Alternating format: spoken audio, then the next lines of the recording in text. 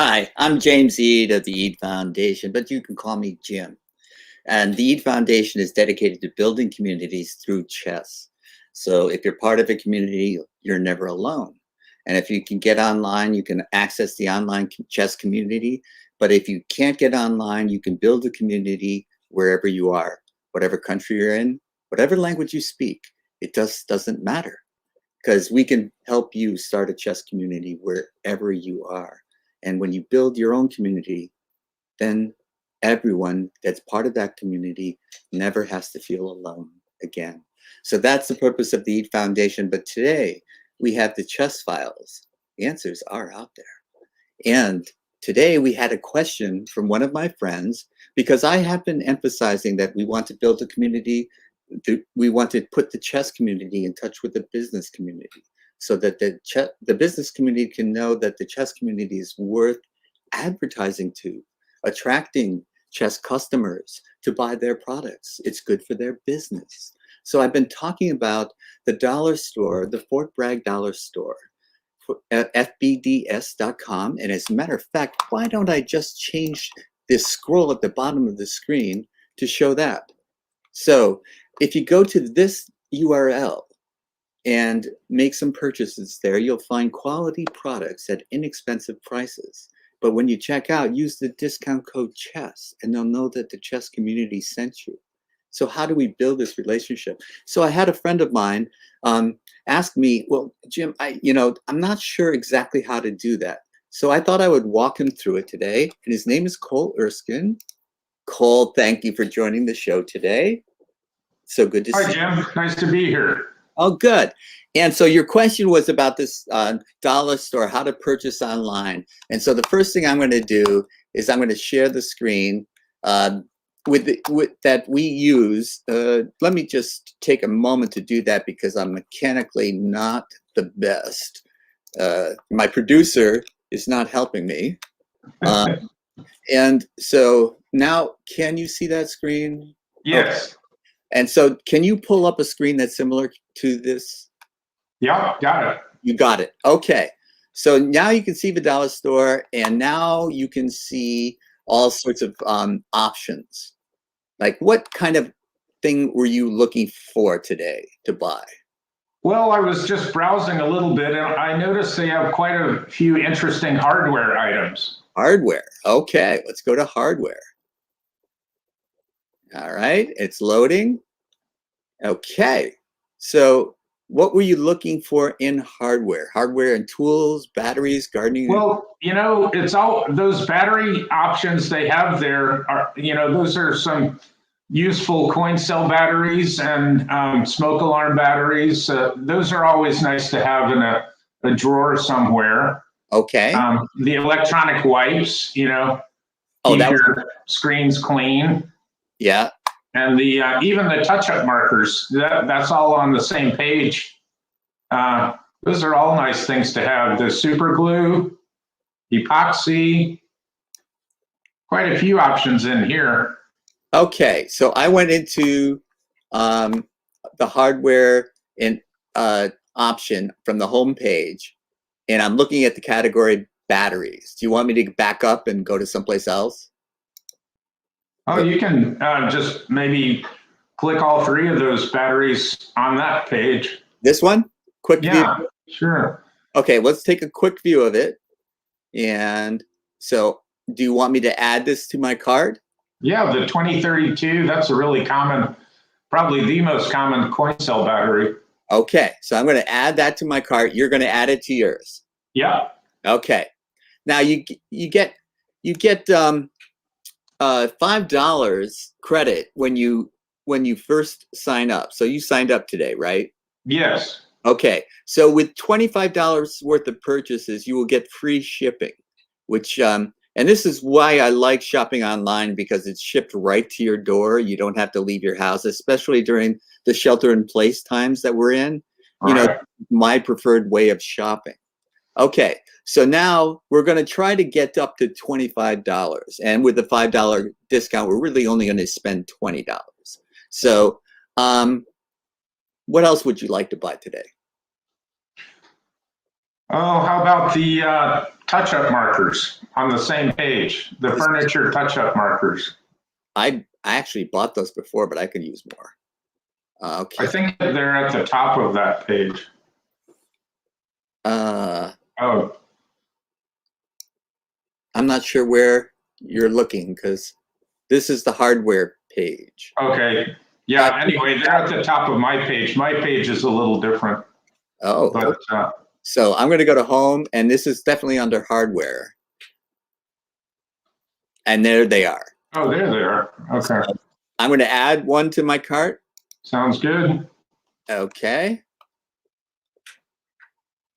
And now we can go back to shopping. All right. You like these electronic wipes too? Yeah.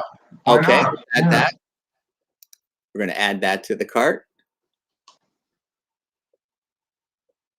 And we're back to shopping. So what else would you be willing to or interested in buying today? Well, like you, I have a dog or two, so maybe we go to the pet section, Oh, see what our pets might want to eat or play with. okay.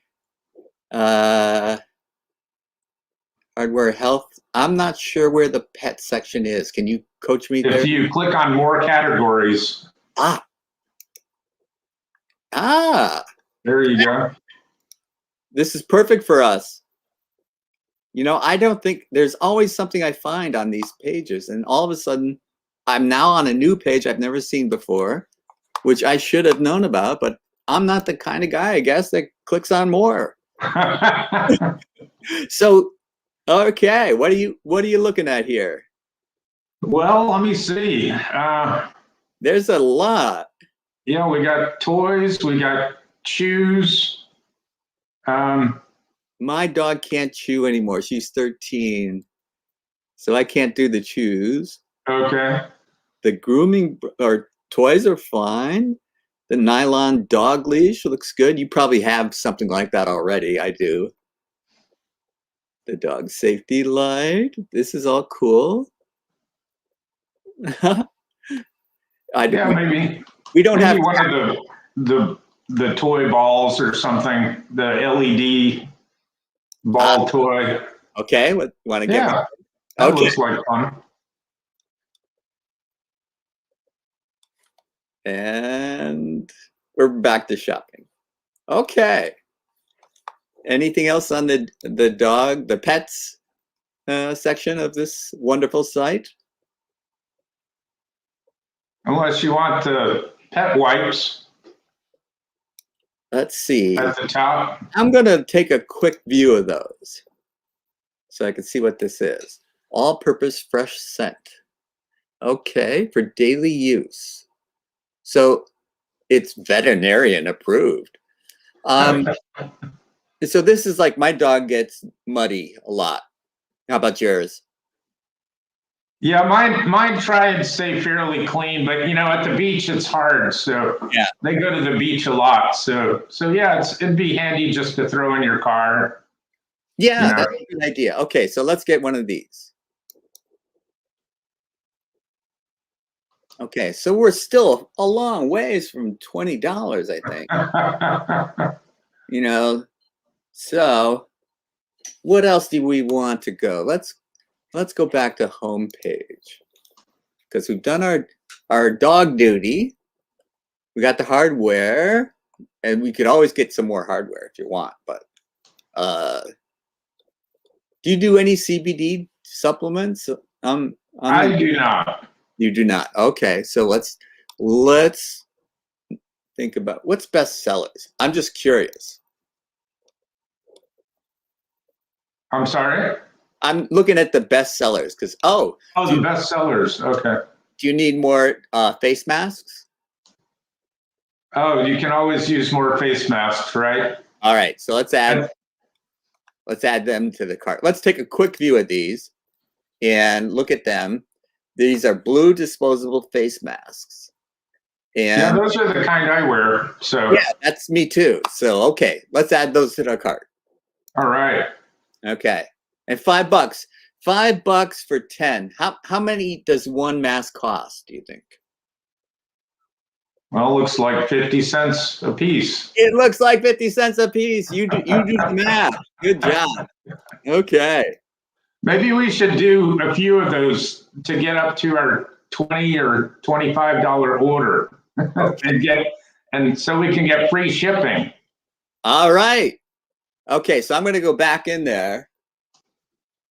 Let's view cart first and see how close we are. Let's see. The shopping cart, we have 7 items, $19.69. So what do you think? We got to get to 25, $5 off, 20 bucks total to get all this stuff. 7 items already. Let's look. You know, I do the Excel patch because, you know, with the chess playing, I move the pieces so rapidly. I often my wrist gets sore, and so I have to put a patch on it. But I don't know. Do you want? Let's see. What else here? Probiotics. Those are always good.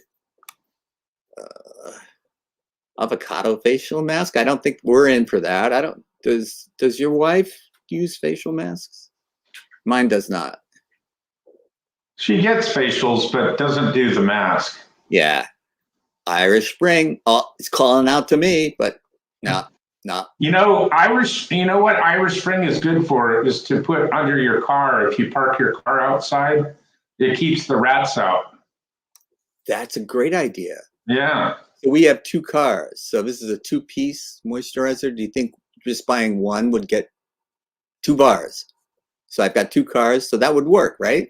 Sure. Let's add that to the cart. Yeah, a mechanic told us that, and it's worked really well ever since then, because the rats chewed up, you know, the wiring in a car we had parked in the driveway. So it was a very expensive lesson to learn. But the Irish Spring really works well at keeping them out. You know, that just rings a bell. I have heard that before, but I never actually used it for that. And it's not like, you know, I live in Menlo Park, California, and you know, we're not supposed to have rats on my side of the town, but we do. So even at the Eid Mansion, huh? Yeah, exactly. How about this? How about we order? Let's see. What do you want to order? We got to get just like $3-4 more. All right, $4 more. We can go back to the home and there's new arrivals. Are we interested in any new arrivals?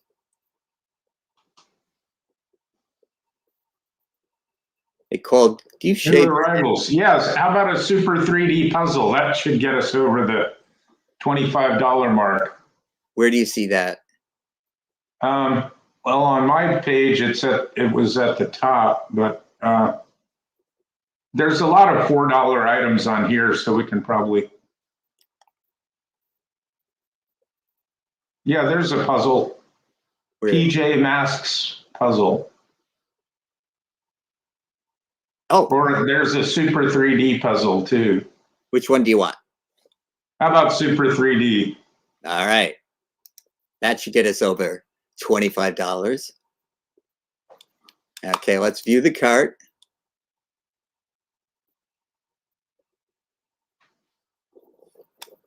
Okay. So this is the other thing that I wanted you to know. We're going to enter the discount. I just clicked on discount codes. Did you do that? Yeah. Okay. And I want you to enter chess. Okay. Okay.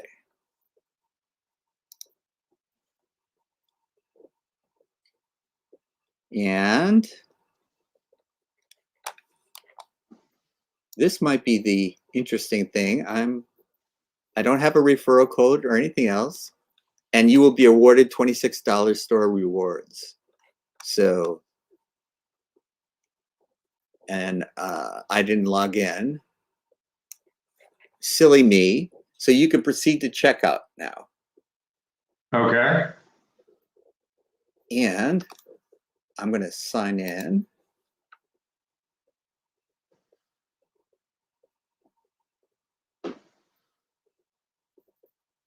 I'm sorry, I forgot to do this. I should have signed in.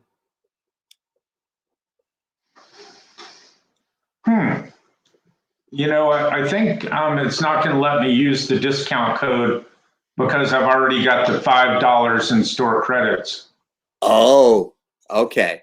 But anyways, that's how you do it. If you use the $5 store credits, the next time you come back, you would go to this screen when you're checking out and use the discount code, and you can see my code is already pre-entered chess. Right. And then you would get those awards replied ever since. So now you're taking advantage of your $5 first time buyer. Right. Okay. So now I'm going to come back to you, and I am going to stop sharing this screen. Okay, and it's just us now. And Cole, thank you for asking that question and allowing me to help walk you through how to order from the Fort Bragg Dollar Store. And you can see the URL scrolling across the bottom of our screen. And when you go to the checkout, you want to conclude your transaction, you use the discount code CHESS. And that will tell the business community that the chess community is worth paying attention to, worth advertising to, worth reaching out to get more customers. So you've really been of service to me today, and I think to the chess community in general. And I was just wondering, is there anything else you would like to ask besides that problem? Well, recently I've been reading about, you know, some of the early official and unofficial chess champions. And the first, I guess you could consider both unofficial and official, Wilhelm Steinitz. Yes. Apparently a real pet peeve of his was unsound sacrifices in that romantic era of chess play.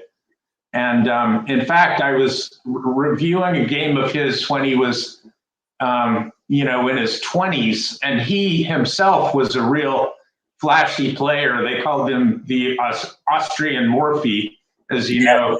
Yes. And but he lost a game in 1866 to Henry Bird, and Bird committed a really unsound sacrifice on the 17th move, and went on to win the game against Steinitz. That must have annoyed him. Yeah, it must have really stuck in his craw because, you know, later in life, that the unsound sacrifice was such a pet peeve of his. And, you know, at my level, I see it happening all the time. And usually I'm the one committing it. But,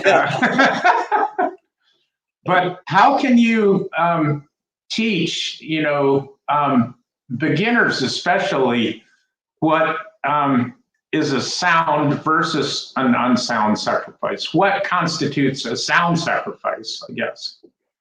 Thank you for asking that question. And, you know, I didn't have my producer online because we haven't been getting along very well. He's telling me that I committed the cardinal sin of interviews, and I haven't asked you the basic questions of, Cole, where were you born? Where do you live now? And how'd you get started in chess?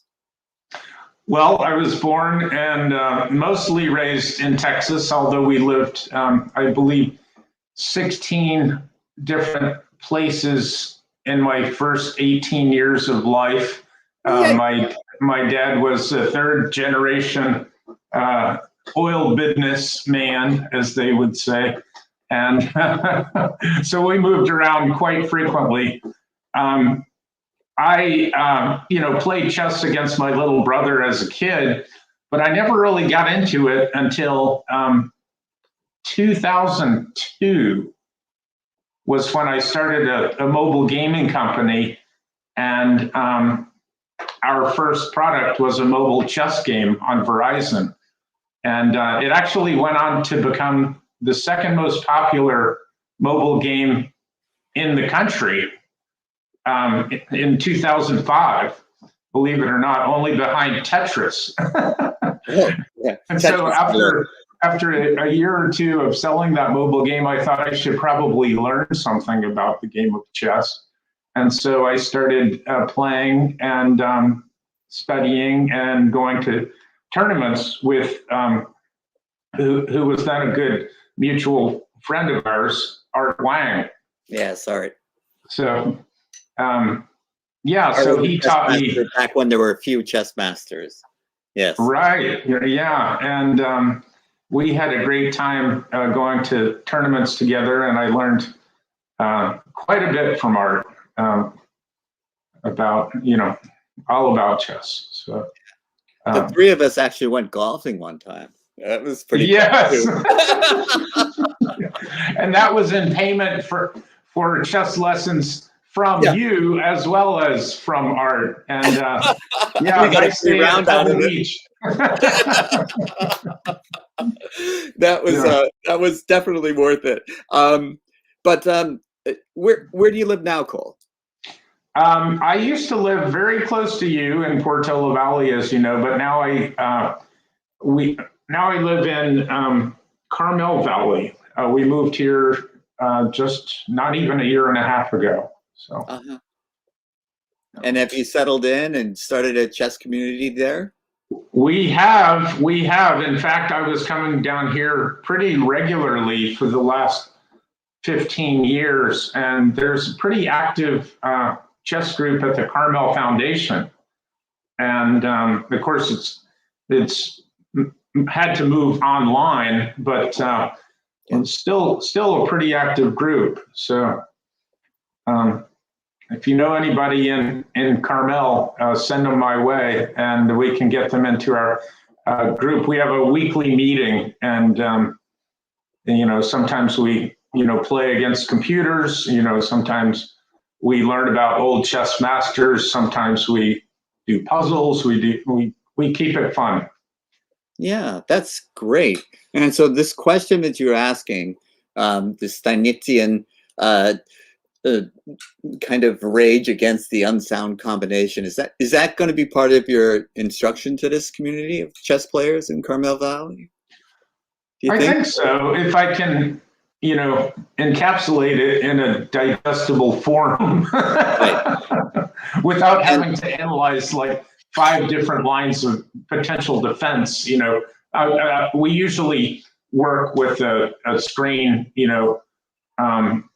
an analysis board, basically, on the computer where I can draw lines and circles and people like that. It makes it very, easy to visualize. I used to use demo boards in person, and I was talking to Grandmaster Joel Benjamin, and he was like, "Oh, that is so 5 minutes ago. Use the lines where you can draw lines and do all the things you're talking about. It's so much quicker to reset the board, to do all those things." So, I've got to get into the moving the pieces is so much faster too. And then you just click the revert button to move all the pieces back where they originally were, as opposed to having to physically move all the pieces. It makes perfect sense to me. And so one day I'll join the 21st century and be with you guys. But the thing is that one of the great players that I met when I was young was international master Danny Kopek. And Danny had this great way of presenting combinations, because that's what we're really talking about, tactics. One of the elements of chess, is material. I call it the unit of force, because if we call it in chess, because we like to be special, we call it material. But if one side has more material and all of the things are equal, then that side with more material has an advantage. And very often that material advantage can be converted into victory, into a win. So the idea is the tactics, the art of combination, the ways to force your opponents to make certain moves and end up with the loss of material, say, or a checkmate. These are the things that you really want to focus on, especially when you're a beginner. because tactics at an early stage will decide 99% of the games. So getting better at tactics, and what Kopech would do is show a position where it worked and show a position where it didn't work. And they would be similar, but there would be something very different between the two positions that it was subtle enough that it wouldn't necessarily leap off the board at you. But one of them was an accurate combination, a combination that could be calculated to victory, or to so much of a material imbalance that you would assume the victory would follow. And then he would show another one that was very similar and try the same idea, but it had a fatal flaw.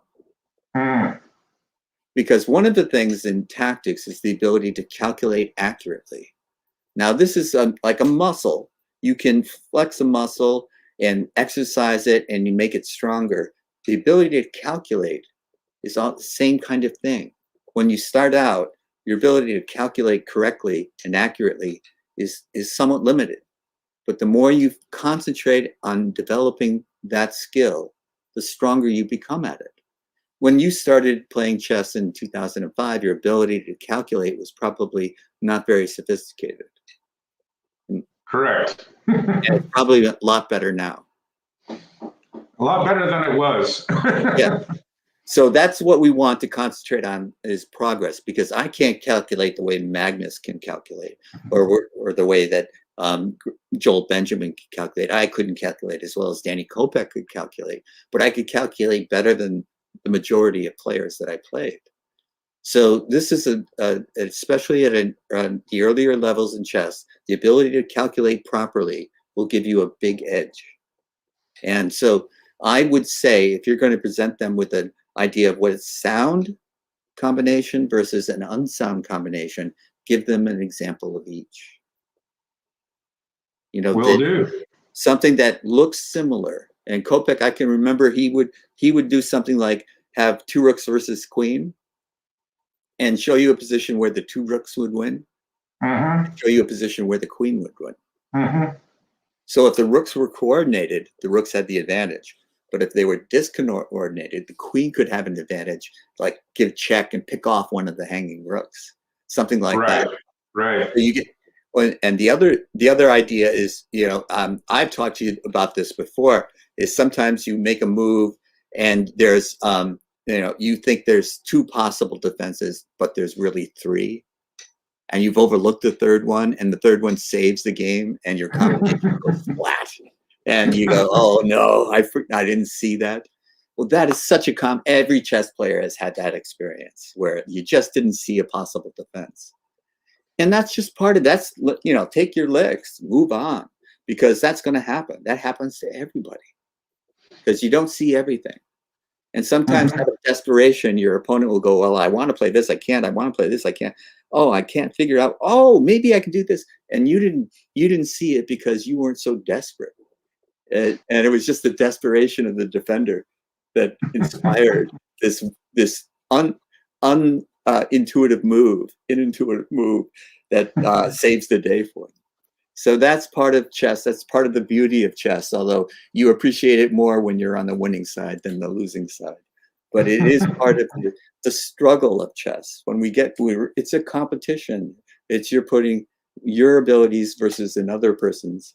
And, you know, on any given Sunday, this is what I would tell myself when I would be playing someone stronger than I was. On any given Sunday, anyone could win. You know, it's not a foregone conclusion. If you're sitting down against a stronger player, that on that day, you can't win.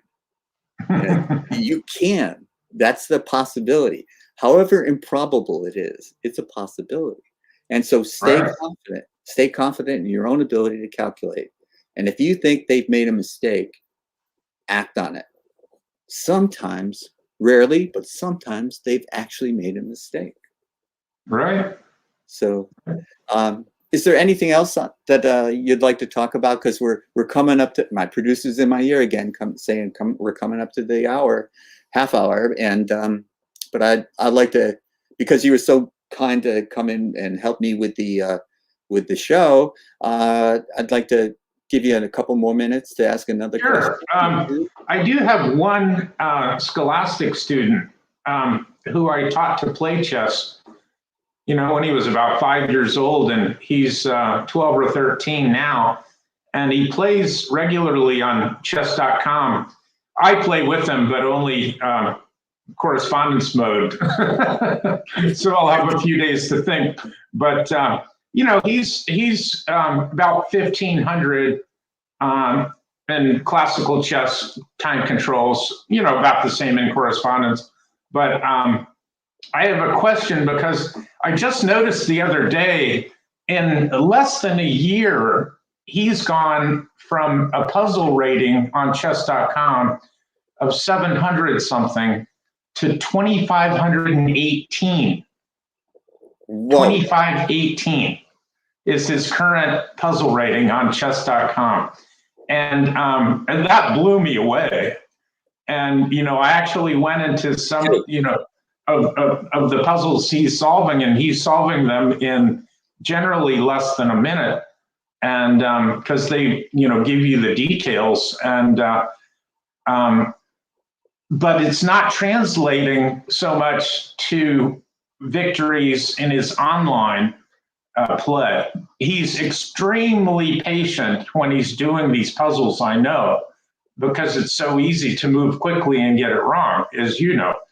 And but in his online play, as much as I try to teach him to be patient and sit on his hands, so to speak.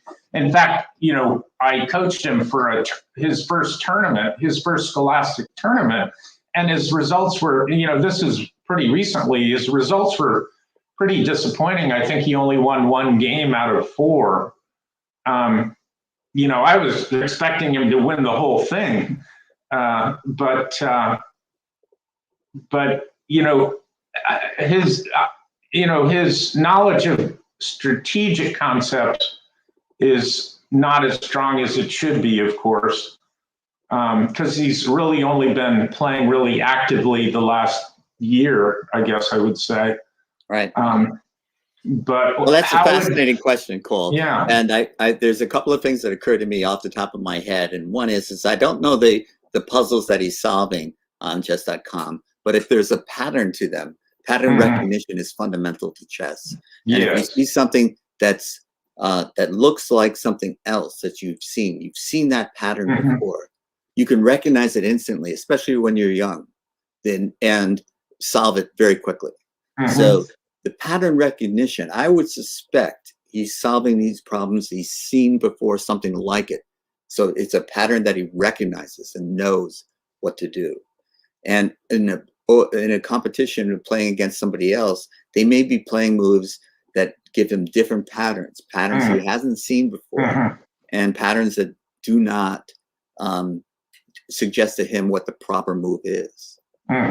So that could be because that is a real discrepancy, 1,500 to 2,500.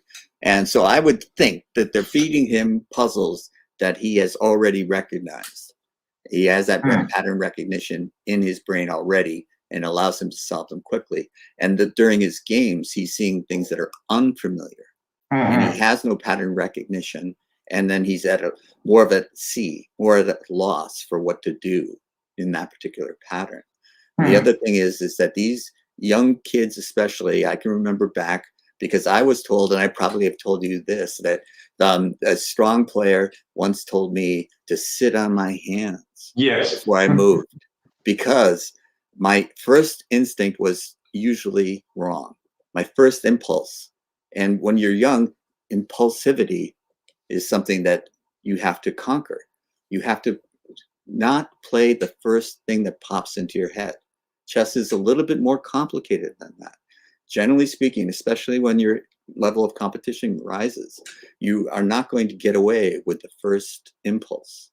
So chess teaches young players to postpone immediate gratification and to pause before acting. You want to respond to your opponent's move. You don't want to react to it. And this is a life lesson, because this is something that can be so profitable in many situations. Like your first instinct is to fight or flight, maybe, and you want to be thinking in your frontal lobes, not your amygdala. So you want to be able to think it through and think, what is the, okay, my first impulse is to do that. But if you sit and pause, you go, oh, if I do that, he does that, and then that's bad for me. So what if I did this first and then that? Yeah, that's the ticket. I do this first, then that. And or I might have to take 2 moves before I can do what I really want to do. And after the first move I make, he might make a totally unpredicted move, and I have a better move than what I originally intended. So Right. these are the thought process, and especially true of kids, of up until a certain age where they've learned the life lesson of thinking before. And this is not something that you can just tell them. They've got to kind of learn it for yourself. You can tell them so their awareness grows, and they go, yeah, I made an impulsive move. I made the first move that I thought of, and I lost. And losing is an important lesson. You want to study your losses and learn, why did I lose that game? Because actually, I'm 2,500 on this puzzle thing, and I'm better than this. So and the pain of a loss can be used to discourage you or to encourage you to do better. And the coach's role is to help to encourage them. Right. Not to say bad move, stupid, but Like that Art can would, work. like Art would tell me. Yes. What are you thinking? Yeah. I can hear his voice. Yeah, that might be okay for an adult, but it might not be the best for a kid. Yeah, there's other things he would tell me reviewing my games that are not suitable for airtime. Yeah. Well, Art had his style, but but he was a great player, and he was a great player before there were a lot of great players. So, I give him all the credit in the world. We both miss him, and it's one of the things that you can deal with adults in a different way than you can deal with kids, because the adults have learned life lessons. You can laugh at Art, when he's telling you how stupid you are, because you're not stupid, but a kid might not have that confidence. So you don't want to tell a kid he's stupid, but you do want to inspire them to get better, to get stronger. And part of getting stronger is to identify your weaknesses. What are my weaknesses as a young child? I was, 15, say, when I started playing chess, but it was the impulse to move quickly. I hated to hear my clock ticking. I wanted to move. And it was also some arrogance, because, you thought for 20 moves before you moved, and boom, I thought for 20 seconds. And you got to get out of the arrogance mode. You got to get out of the impulsivity. These are the things that you learn through chess. By playing chess, it teaches you, because you run up against checkmate, and there's no arguing with checkmating. You get checkmated and you go, well, you can't say, well, I should have, I could have. You got checkmated. You lost. So face it. And the next time you sit down, you want to be extending your hand in victory and gracefully. But you don't want to be a good loser as much as you want to be a good winner. Right. And then it's self-reinforcing. You find out what works, and you keep doing it, and you keep getting better until you plateau, as I have. And you get to a certain point where you go, I don't want to play the kids anymore. What's the next senior tournament? Today. Yeah. Well, Cole, thank you very much for joining. Sure. I'm going to say goodbye to you now, and thank you so much. We want you to go to this URL that's scrolling across the bottom of your screen, the Fort Bragg Dollar Store, the fortbraggdollarstore.com, and when you check out, use the discount code CHESS. You'll find quality products at inexpensive prices. I have, and Cole just did. So thanks again, Cole. And Sure. I'll be in touch. Okay. All right. So this is the EAD Foundation broadcasting the chess files. The answers are out there. And what we're all about is building communities. Because if you build a community, you find out that you're never alone. So keep coming back. It's Fridays at 1 p.m. Eastern, and we'll see you next time.